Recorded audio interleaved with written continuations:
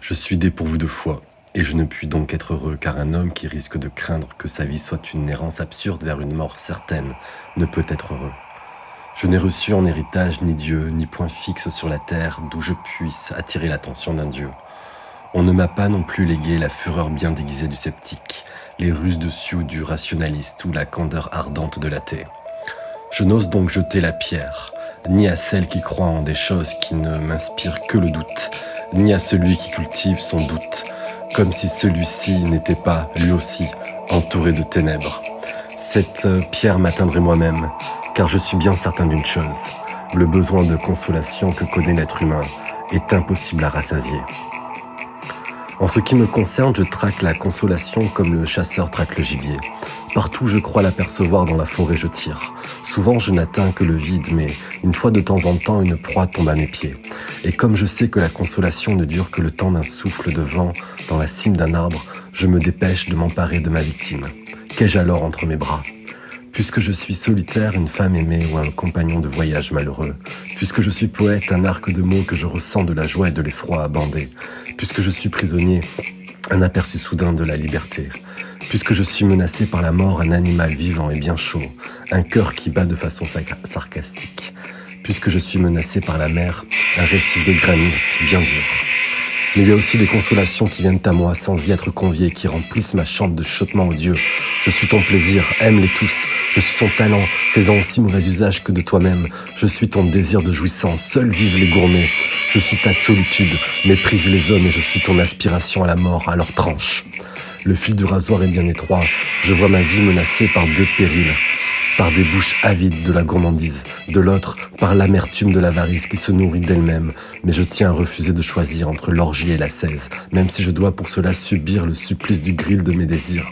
Pour moi, il ne suffit pas de savoir que, puisque nous ne sommes pas libres de nos actes, tout est excusable. Ce que je cherche, ce n'est pas une excuse à ma vie, mais exactement le contraire d'une excuse, le pardon. L'idée me vient finalement que toute consolation, ne prenant pas en compte ma liberté est trompeuse, qu'elle n'est que l'image réfléchie de mon désespoir. En effet, lorsque mon désespoir me dit « perds confiance », car chaque jour n'est qu'une trêve entre deux nuits, la fausse consolation me crie « espère qu'à chaque nuit n'est qu'une trêve entre deux jours ». Mais l'humanité n'a que faire d'une consolation en forme de mot d'esprit. Elle a besoin d'une consolation qui illumine, et celle qui souhaite devenir mauvais, c'est-à-dire devenir un homme qui agisse comme si toutes les actions étaient défendables, doit au moins avoir la bonté de le remarquer lorsqu'il y parvient. Personne ne peut énumérer tous les cas où la consolation est une nécessité.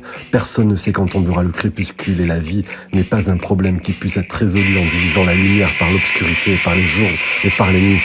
C'est un voyage imprévisible entre des lieux qui n'existent pas. Je peux par exemple marcher sur le rivage et ressentir tout à coup le défi effroyable que l'éternité lance à mon existence dans le mouvement perpétuel de la mer et dans la fuite perpétuelle du vent. Que devient alors le temps, si ce n'est une consolation pour le fait que rien de ce qui n'est humain ne dure, et quelle misérable consolation qui n'enrichit que les Suisses. Je ne peux rester assis devant un feu dans la pièce la moins exposée de tout au danger et sentir soudain la mort me cerner. Elle se trouve dans le feu, dans tous les objets pointus qui m'entourent, dans le poids du toit et dans la masse des murs. Elle se trouve dans l'eau, dans la neige, dans la chaleur et dans mon sang. Que devient alors le sentiment humain de sécurité, si ce n'est une consolation pour le fait que la mort est ce qu'il y a de plus proche de la vie? Et quelle misérable consolation qui ne fait que nous rappeler qu'elle veut nous faire oublier.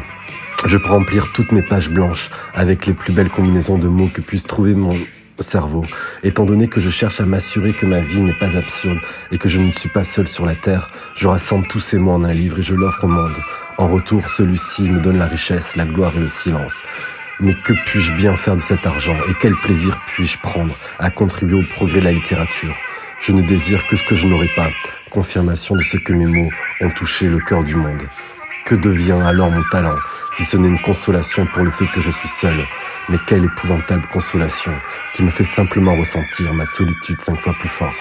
Je peux voir la liberté incarnée dans l'animal qui traverse rapidement une clairière et entendre une voix qui chuchote. Vis simplement, prends ce que tu désires et n'aie pas peur des lois. Mais qu'est-ce que ce bon conseil, si ce n'est une consolation pour le fait que la liberté n'existe pas? Et quelle impitoyable consolation pour celui qui s'avise que l'être humain doit mettre des millions d'années à devenir un lézard.